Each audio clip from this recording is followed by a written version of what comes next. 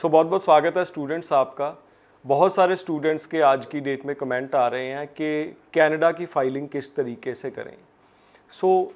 कोशिश करेंगे पोर्टल में फ़ाइलिंग की ऑप्शंस डिटेल में आपके साथ शेयर करें ताकि किसी भी तरीके का आपके माइंड में कोई कन्फ्यूजन ना रहे। हालांकि कनाडा ने भी ट्वीट करके बहुत सारी चीज़ों के ऊपर क्लैरिटी ला दी है, बट क्योंकि बहुत सारे स्टूडेंट्स के कमेंट्स आ रहे हैं, इस वजह से कोशिश रहेगी कि स्टूडेंट्स के माइंड में कोई डाउट ना रहे। आज के हमारे गेस्ट हैं लैंडमार्क इमिग्रेशन के मैनेजिंग डायरेक्टर जसमीत सिंह भाटिया जी। बहुत बहुत स्वागत है। Hello everyone.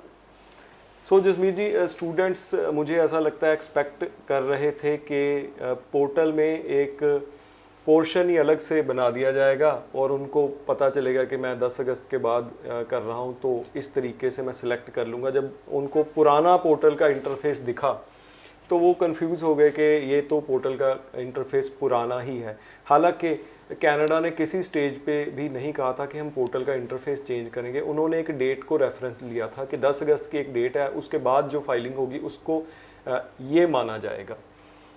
फिलहाल फाइलिंग कैसे करनी चाहिए फिर भी?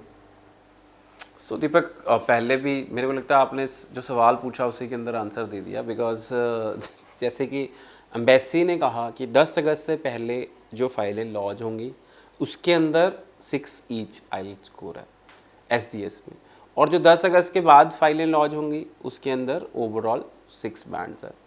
पर बिल्कुल सही बात है आपकी कि एम्बेसी ने कहीं ये नहीं बोला था कि पोर्टल अपडेट करेंगे। पोर्टल अपडेट हो ना हो, जब एम्बेसी ने अपनी साइट पे ही लिख दिया, canada.ca पे ही लिख दिया कि दिस इज़ द चेंजेस, तो जब हम अपनी फाइल लॉन्च करेंगे that will B assessed under new rules. Simple.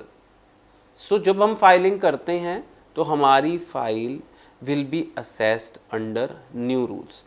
But students, consultants या काफ़ी सारे लोग कंफ्यूज हो गए इस चीज़ को लेके, तो उनकी एक्सपेक्टेशन थी कि पोर्टल अपडेट होगा, जो कि नहीं हुआ अपडेट।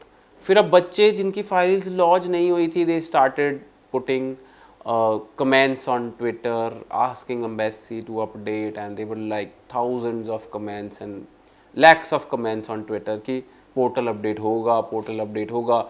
एंड डेली हम भी जब लाइव करते दीपक, एक ही सवाल हमारे सामने आता था, पोर्टल अपडेट होगा। एंड डेली मैं भी यही कहता था कि इस सवाल का जवाब मैं नहीं दे सकता because we have discussed this over and aware. हार के एम्बेसी ने लास्ट वीक सैटरडे को अपडेट कर दिया कि आप प्लीज़ फाइल लॉन्च करते रहें, we will assess under new rules.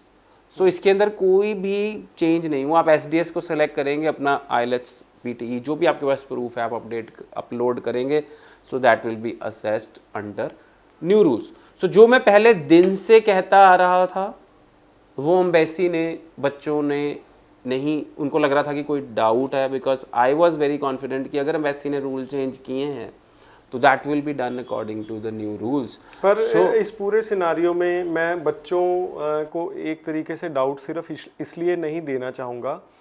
एक तो उनकी बहुत बड़ी अमाउंट उन्होंने इन्वेस्ट करनी है, तो कई बार बंदा हेजिटेट करता है कि कोई गड़बड़ ना हो जाए, थोड़ा सा कन्फ्यूजन है मार्केट में जो ओवर फ्लो ऑफ इंफॉर्मेशन है। और दूसरा, इस ओवर फ्लो ऑफ इंफॉर्मेशन में कॉन्ट्राडिक्टिंग व्यूज़ भी थे। कई जगह ये भी कहा गया कि अभी आप वेट कीजिए।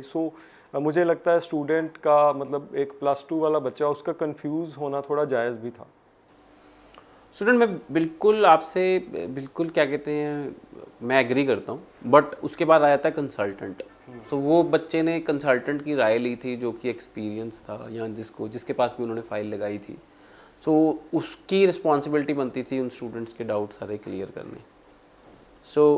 अगर आप एक सही कंसल्टेंट से अपनी फ़ाइल लगाएंगे तो आपके सारे डाउट्स क्लियर हो जाएंगे डे 1 से ही, और आपको अपने मन में कोई भी डाउट नहीं रखना चाहिए जब आपने एक सही कंसल्टेंट चूज़ कर लिया है।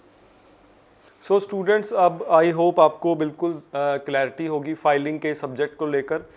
कनाडा में वीज़ा अब किस तरीके से हासिल किया जाए, इस पर रेगुलरली हम वीडियोस अपडेट करते रहेंगे, क्योंकि एक रिलैक्सेशन दी गई है वो सिर्फ इंग्लिश प्रोफिशिएंसी पे दी गई है। अब जब इंग्लिश प्रोफिशिएंसी को रिलैक्स किया गया है तो बाकी पैरामीटर्स की नेचुरली इम्पोर्टेंस बहुत ज़्यादा बढ़ जाती है, जो कि हैं कोर्स सिलेक्शन, प्रोविंस सिलेक्शन और उसके बाद इंस्टीट्यूशन आप किस में जा रहे हो। ये तीनों चीज़ों की इम्पोर्टेंट और साथ में एसओपी की और डेफिनेटली कंसल्टेंट कितना एक्सपीरियंस चूज़ करते हैं, इन चीज़ों की इंपॉर्टेंस अब बहुत ज़्यादा बढ़ गई है पहले से भी।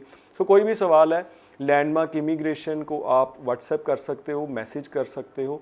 जसमीत जी का एक वास्ट एक्सपीरियंस है, 16 साल का एक्सपीरियंस है इन इमिग्रेशन इंडस्ट्री का। इसके अलावा जसमीत जी रेगुलरली कनाडा विज़िट भी करते रहते हैं। सो ग्रास रूट लेवल पे क्या चल रहा है रेगुलरली अपडेटेड रहते हैं, तो इनकी इस नॉलेज का आप फ़ायदा ले सकते हैं। अगर इन्हें मिलना चाहें अपॉइंटमेंट बनाकर आप मिल भी सकते हैं। Thank you so much.